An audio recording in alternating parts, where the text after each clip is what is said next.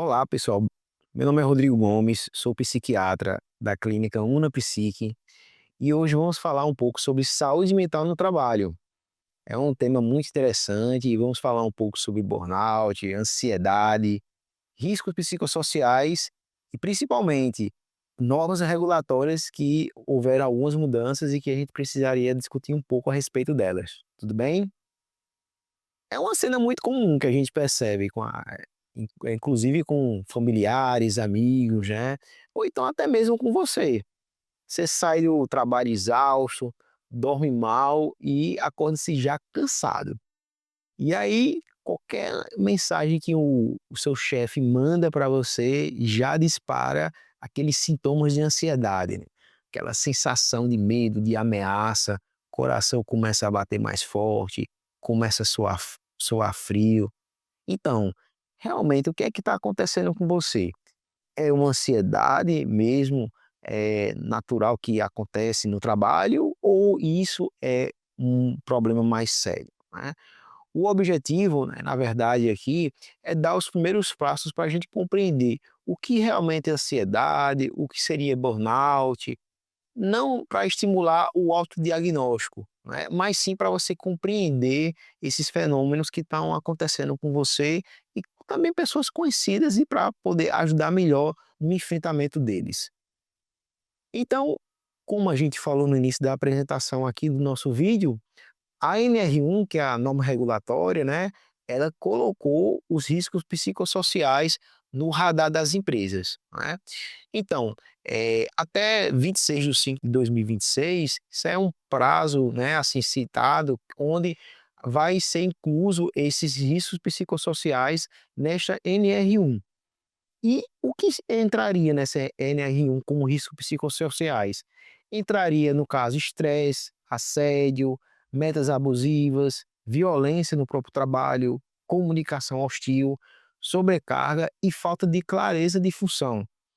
Ou seja, essa norma regulatória, ela de certa forma regulamenta, né, esses riscos, né, psicossociais que até então estavam deixados de lado, mas agora foram incorporados, né, seguindo logicamente o direcionamento da Organização Internacional do Trabalho.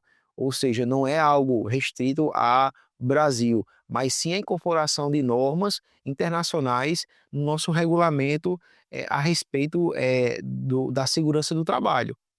Então, o que poderíamos tirar aqui como mensagem principal é que nem todo sofrimento emocional é culpa da empresa, mas o ambiente do trabalho, ele pode contribuir para esse adoecimento, né. Então, é interessante que a gente possa explorar um pouco mais isso.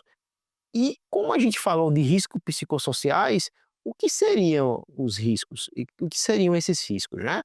Primeiramente, metas impossíveis e jornadas excessivas de trabalho, né? Demandas altas, sem tempo, pausa ou recursos suficientes, né? Então, às vezes, o que acontece é que, principalmente acontece entre os vendedores, quando eles conseguem bater uma meta, né, de vendas, e aí logo em seguida, né, se coloca uma meta 2 vezes maior aquela que ele, né, que foi instituída no mês passado, enfim, né, termina se tornando uma meta muito excessiva, né, muito impossível de ser realizada, né. E além disso, jornadas excessivas, né, assim, ou seja, às vezes trabalhadores que além daquele período, né, que ele fica na empresa, né, ele às vezes leva trabalho para casa, passa mais tempo, né, ou seja, aquela jornada intensa termina, logicamente trazendo uma fadiga, trazendo cansaço a esse trabalhador. Além disso, existem situações como assédio, hu humilhação, comunicação um pouco agressiva, né, que são relações que se tem com chefias ou então mesmo com colegas de trabalho, que aumentam os sentimentos de sofrimento e insegurança. E, por fim, essa questão da baixa autonomia e pouca previsibilidade. Você, não tem muita previsibilidade em relação ao seu trabalho, o que você vai fazer, não é assim, e tem baixa autonomia de fazer escolhas, não é. Então, essa questão não está relacionada apenas com uma tarefa que ela é difícil. Existe um conceito chamado demanda-controle, né. A demanda significa porque a quantidade de trabalho, né, assim, que você, que lhe é requisitado e às vezes, a complexidade desse trabalho e o controle é a maneira como você tem de controlar aquela resolução daquele trabalho. Então, é como se fosse uma equação, né. Quanto mais complexo o trabalho for, o ideal seria que você tivesse uma capacidade de resolutividade daquele trabalho muito maior, né. O problema é que, às vezes, a intensidade, a complexidade do trabalho é muito grande e o seu poder de resolução é menor por N fatores, né. Eu vou dar um exemplo, como eu sou médico, né, então, por exemplo, imagine você trabalhando no hospital público, né, então você tendo que atender muitos pacientes, né, mas com pouca resolutividade em termos de, materiais, em termos de suporte, né, médico que você possa ter no hospital. Então isso daí vai levar a um tensionamento e vai levar a uma ansiedade. E o fato de você não conseguir, mudar, né, assim, a maneira como você consegue resolver esses problemas, né, vai gerando ainda mais um ciclo vicioso de não conseguir realmente plenamente, resolver aquele problema, né. E aí a gente entra, saindo um pouco dessa esfera dos riscos psicossociais, né, pra uma questão mais ligada a uma questão que é um fenômeno, né, que se chama burnout, né, que o burnout é importante que se diga que não é qualquer cansaço, né. A CID-11, né, que inclusive vai ser instituída no Brasil, ela descreve o burnout, né, como um fenômeno ocupacional, resultante do estresse crônico do trabalho que não foi bem manejado, né. Então, o burnout não é apenas uma ansiedade ligada ao trabalho. Tem 3 dimensões que, de certa forma, eles que estão relacionados com o burnout. Que seria, essas dimensões? Seria a primeira que seria a exaustão, uma sensação de cansaço realmente, né. A segunda seria um certo distanciamento mental e que eles chamam de cinismo em relação ao trabalho. Cinismo, essa palavra não é assim como a gente coloca de forma pejorativa, né, uma pessoa cínica, né, geralmente não é isso. Cinismo é assim, é um distanciamento emocional, é como se a gente quisesse distanciar daquele trabalho de forma emotiva, para que a gente possa, sabe, cada vez mais quando a gente percebe que uma situação é difícil, a gente tende a se distanciar emocionalmente, ficando um pouco mais frio, não comemorando certas vitórias que a gente possa ter na empresa, né. Então, essa palavra tem muito a ver com isso, né. E isso daí leva a uma redução da eficácia profissional, né, ou seja, você, vai ter cada vez mais ter dificuldade de cumprir metas, né, de você realizar os seus trabalhos, então essa, são as 3 dimensões, é uma tríade que a gente, observa muito no burnout, né. E o que acontece, a gente tem uma sensação de falta de energia, né, é como se a gente não recuperasse a energia, ou seja, você trabalha a semana inteira, mas parece que o final de semana ainda é muito pouco para você recuperar as energias, o humor, você percebe muito uma certa irritabilidade, né, até uma certa, eh, falta de paciência com as pessoas, não é.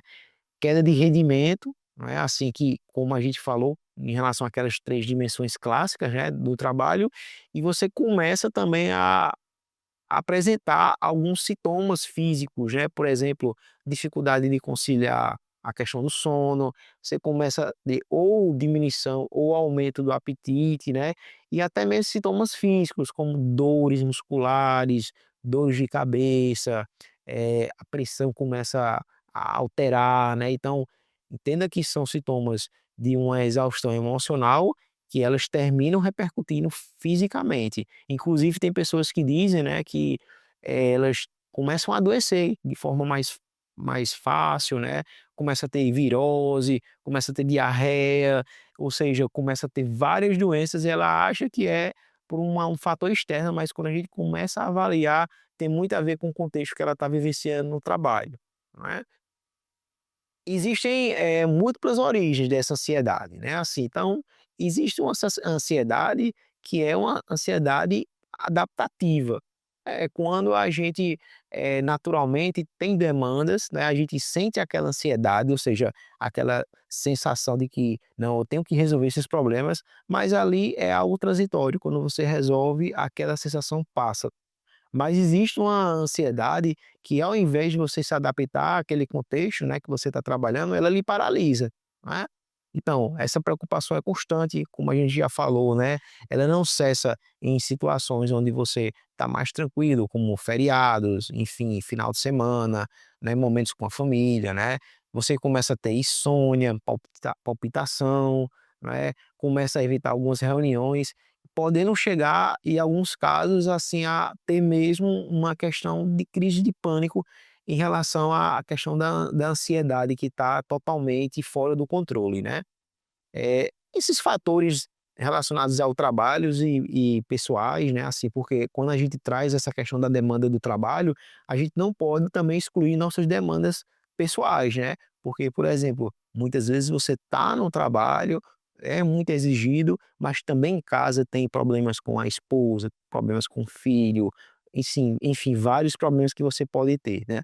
Então, isso daí pode coexistir. Mas o que acontece? A gente precisa entender que quando começa a prejudicar nosso rendimento, né, quando começa, né, a apresentar sintomas físicos, aí é que a coisa realmente precisa ser bem abordada, né, por um psiquiatra, por um psicólogo, né, que vai poder te ajudar a lidar com esses sintomas, né. Então, o que a gente tem que entender é que essa ansiedade, esses sintomas, né, não é, por exemplo, falta de força de vontade, não é assim, que as pessoas falam, né, de uma forma bem pejorativa, é frescura, não é isso, tá.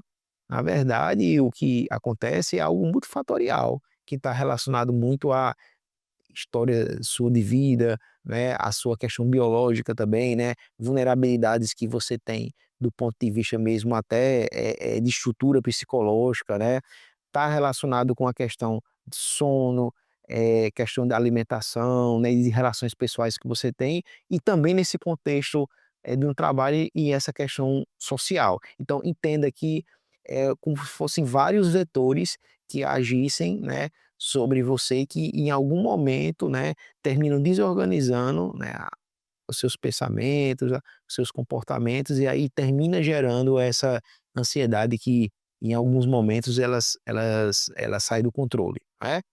E aí o que a gente pode fazer? Né, assim, então, falamos um pouco sobre esses sintomas, mas existe tanto, situações onde o trabalhador pode agir, né, como também o empregador, né. Então aqui o vídeo não é só apenas para quem sofre, mas às vezes para quem tem uma empresa, né, e que tem algum empregado que está passando por esse processo, né. Então eu acho que o ideal é haver uma comunicação entre o empregador e o trabalhador para resolver um problema comum que, se for resolvido, vai melhorar muito a produtividade para todos, não é? Além do trabalhador, mas a empresa vai ganhar em termos de mais funcionalidade da questão do funcionário. Então por isso que é interessante todos se unirem para enfrentar esse problema, tá? Então, o que do ponto de vista da pessoa que sofre, ela pode fazer, né? Primeiramente, lógico, se caso perceber que esses sintomas eles estão extrapolando, né, já com sintomas físicos, eles têm que procurar uma avaliação profissional, né, com psicologia, com psiquiatria, para diferenciar esse quadro clínico, né, para ver a necessidade de tratamento, né, que pode ser tanto na psicoterapia como através de medicações. Então eu acho que isso aí é importante, ser definido, né. O segundo ponto é que o trabalhador ele precisa, né, assim, conversar com alguém do RH, dos recursos humanos, né, assim, se o trabalhador se sentir confiável, né, sentir aí que alguém dali do trabalho dá espaço para que ele fale, converse com alguém do RH, né, para ver se há alguma modificação, na questão ambiental a qual você está inserido, né. Terceiro, que é muito importante, é você ter um registro de situações, que acontecem, que você identifica como se fosse, humilhações, né, metas abusivas, né, comunicação hostil, né, e que você vê que é algo que é recorrente, né, algo que sempre acontece. Então, registre isso, tome notas, né, deixe bem claro para você, né, pense em formas de você lidar com aquelas situações e leve para o seu RH, né, assim, eu acho que é importante a gente estar documentado em relação a isso, né. E além disso, né, fortalecer os nossos fatores protetores que temos, né, na questão em relação à família, né, em relação a atividades físicas, né, assim, ter sempre cuidado com essa questão, de, por exemplo, uso excessivo de bebidas alcoólicas, né, que pode meio que tentar, aliviar um pouco essa tensão.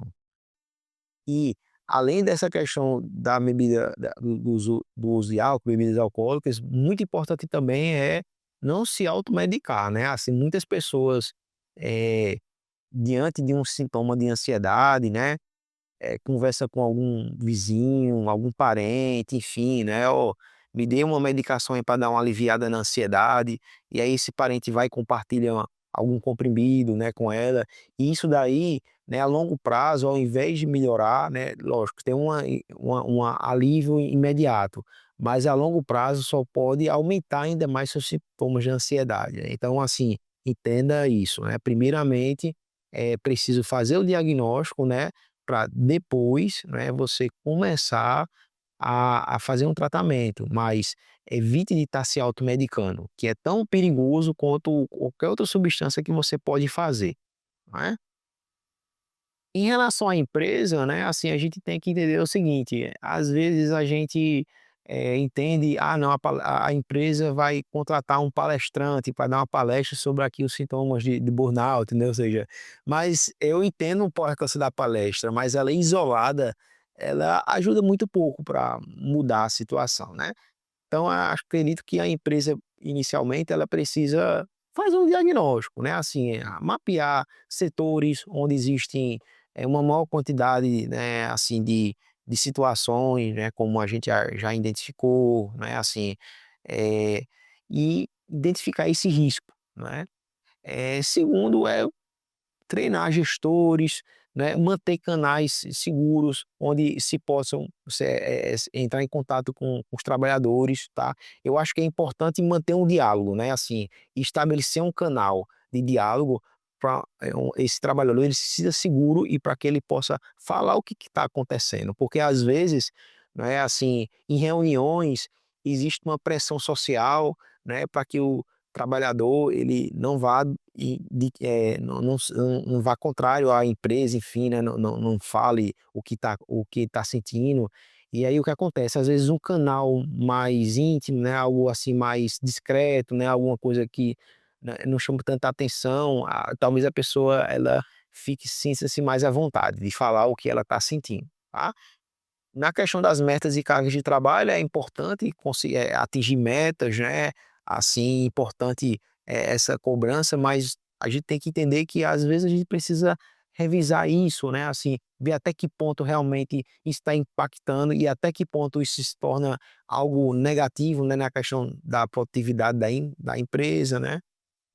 Precisa também a empresa entender que tem que ter um programa de apoio psicológico, né, assim, um apoio contínuo com esse trabalhador, não só algo pontual, mas algo contínuo, né, e uma cultura respeitosa, né, assim, existem, muitas hoje em dia se discute muito uma comunicação não violenta, né, nesses ambientes, então é interessante discutir um pouco isso, maneiras como a gente lida um com os outros, assim, principalmente nessa perspectiva do cuidado, né, para que as relações elas não fiquem tóxicas, não fiquem, muito agressivas, né, e que o ambiente de trabalho se torne mais tranquilo em relação a isso, tá.